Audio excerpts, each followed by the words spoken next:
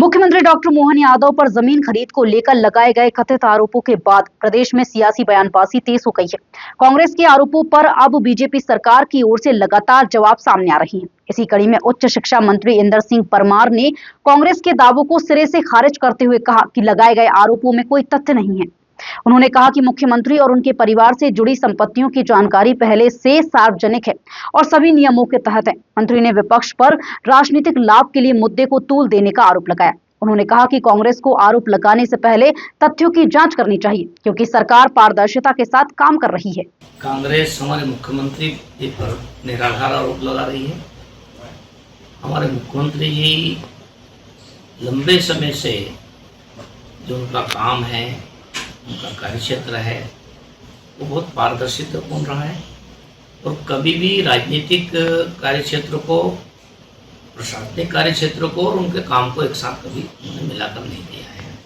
और इसलिए जो ज़मीन उनको पैतृक ज़मीन मिली है, जो पिताजी के समय मैंने प्रत्यक्ष वो ज़मीन देखी है, बाद में उन्होंने बहुत पहले कुछ ज़मीनें खरीदी है, भाभी के नाम से भी ये ज़मीन खरीदी है, 2023 के पहले की ज़मीन है, बेटे के नाम से भी जो ज़मीन है वो कृषि भूमि ज़मीन है, एक तरफा ज़मीन है।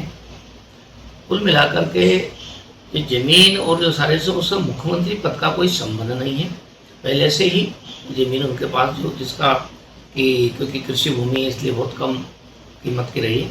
लेकिन जिस प्रकार से कांग्रेस ने, उनके बहुत लंबा चौड़ा बड़ा परिवार है, सब लोगों का अपना स्वतंत्र काम चलता है।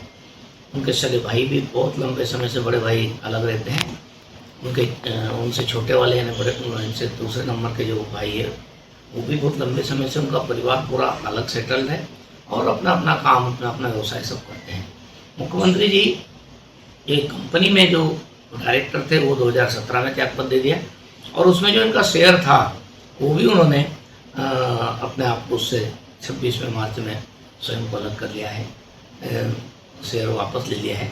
एक प्रकार से आज की स्थिति में वो किसी भी प्रकार के प्रॉपर्टी के या रियल एस्टेट के व्यवसाय में सम्मिलित नहीं है। जब वो किसी प्रकार ना विधायक थे ना मुख्यमंत्री बाद में बने, उसके पहले अपना बिजनेस जो था उनका, कुछ उनके मित्रों के साथ में कॉलोनी के कुछ काम थे, लेकिन उसका बहुत लंबा समय हो गया। जब मैं समझता हूँ जब तो वो भारतीय जनता पार्टी में महामंत्री भी नहीं बने थे तब के समय से वो थोड़ा बहुत कुछ काम व्यवसायिक दृष्टि से करते थे।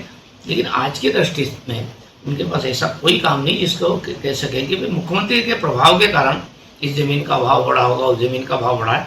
लेकिन कांग्रेस, जिनके पास कोई तथ्यात्मक चीज़ें नहीं है, वो जानबूझ करके उनका बहुत बड़ा परिवार, उस परिवार की सारी प्रॉपर्टी को जोड़ करके मुख्यमंत्री जी के नाम से जो कर रहे हैं, मैं समझता हूँ राजनीतिक क्षेत्र में इस प्रकार के आरोप, बेबुनियादी आरोप लगाना उचित नहीं है। कांग्रेस को इसमें सफलता मिलने वाली नहीं है।